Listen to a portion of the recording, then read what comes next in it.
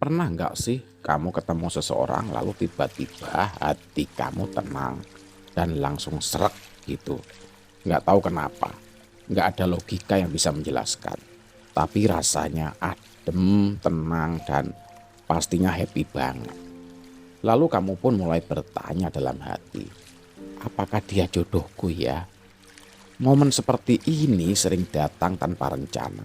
Tapi justru karena tidak terduga, saat itu kamu mulai berpikir, apa ini tanda jodohku ya? Atau hanya kebetulan saja yang terasa pas dan serak di hati? Nah, sekarang bagi kamu yang emang lagi galau pingin tahu jawabannya, tonton video ini sampai selesai. Karena mungkin ini adalah bisikan semesta bagi kamu untuk menemukan jodohmu, soulmate-mu. Langsung saja mari kita duduk sejenak dan kamu pahami beberapa segmen penting berikut ini. Pertama, kita harus tahu bahwa tidak ada rumus yang pasti tentang jodoh. Jodoh tidak bisa dihitung dengan rumus. Kalau jodoh bisa dihitung dengan rumus, tentu sudah banyak orang yang tidak lagi galau. Tapi kenyataannya, banyak yang sekampus, sekampung, sekota, bahkan hampir sekantor. Tapi dia tidak berjodoh. Karena jodoh bukan soal persamaan watak atau zodiak. Sekali lagi ya, jodoh bukan hanya persamaan watak atau zodiak, tapi soal rasa yang muncul dan bertahan saat kamu mengenalnya lebih dalam. Ketika kamu merasa damai, aman, dan jiwamu merasa pulang saat bersamanya, itulah sinyal awal. Ingatlah, Socrates pernah berkata, know yourself, know yourself. Kenalilah dirimu sendiri. Sebelum kamu menilai seseorang itu jodohmu atau bukan, kenali dirimu. Dirimu itu butuh pasangan seperti apa? Intinya, jangan menilai jodoh hanya dari dia. Lihat juga ke dalam dirimu sendiri. Aku ini siapa? Lalu, aku butuh pasangan yang seperti apa? Karena ketika kamu paham siapa dirimu, kamu akan lebih bijak dalam memilih siapa yang layak mendampingi langkahmu. Jika kamu itu orangnya pendiam, suka di rumah, nggak terlalu suka keramaian, tapi orang yang kamu dekati suka banget jalan-jalan, pesta, dan rame-rame tiap akhir pekan. Bisa cocok, bisa juga sih, tapi kamu harus siap, capek ngikutin gaya hidupnya. Kalau nggak kuat kompromi, nanti hubunganmu malah bikin stres, yang akhirnya ngedown dan frustasi. Ada banyak hal dalam mengenali diri sendiri. Contoh lain misalnya dari segi umur. Jika kamu sudah umur 35 tahun dan ingin segera serta serius menikah, tapi dia yang masih belum jelas arah hidupnya, masih ingin santai dan menikmati hidup. Wah, kalau kamu terus-menerus menunggu dia, ya bisa-bisa kamu disia-siakan dan gak bakal punya pasangan. Intinya begini, jodoh itu siapa yang bisa nyambung, saling dukung, dan nyaman jalan bareng kamu dalam kehidupan nyata. Dan semua itu cuma kamu yang tahu. Kalau kamu sudah tahu dan paham betul siapa dirimu dan apa yang kamu butuhkan, baru tentukan pilihan. Tapi ingat, jangan terlalu pemilih, tapi memilihlah.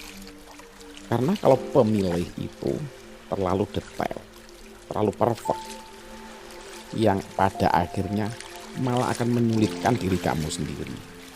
Kadang orang yang kelihatannya bukan jodoh, ternyata justru yang paling bisa buat kamu bahagia. 2. Jodoh itu soal jiwa, bukan sekedar keinginan mata.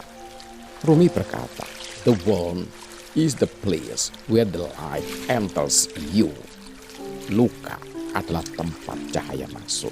Ini artinya di saat kamu merasa lelah, jiwamu rapuh, kehilangan arah, lalu ada seseorang hadir diam-diam tanpa banyak kata.